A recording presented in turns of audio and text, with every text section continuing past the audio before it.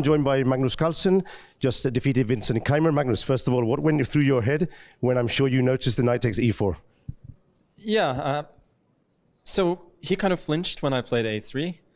And then I thought, oh, what's the problem? And then I immediately saw knight e4 and I thought, yeah, that's the World Cup. So I just went to the bathroom, you know, more like in disbelief. You hear that? Than anything else. Yeah, when I came back, he played bishop c3. You know, I took back and I expected that to be that, but yeah, then he took on c3, and honestly, I was so shocked that I could barely, you know. Yeah, I could. Yeah, then it's a game. Like after that, I noticed that he was playing a little bit hesitantly at times. Obviously, he's completely fine, but the game sort of goes on. I think he made a mistake, like right before the time control, because of letting me go for this f4 e5 stuff. Because I suspect it's still pretty equal, but I have a target then. And in the subsequent play, I think my play is a lot easier because I have a pretty clear plan of pushing the a pawn, while his play is a little bit less clear. And then, yeah. He found this nice defense with knight f3 and rook b4. After that,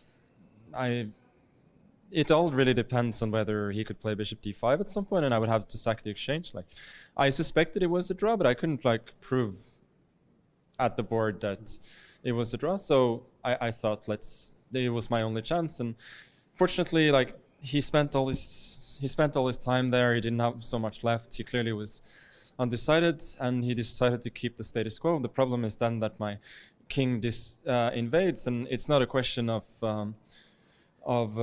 you know, a different way of trying to hold. It's just a fairly straightforward win after that. So that was yeah, some serious breaks for me today for sure. And to be honest, like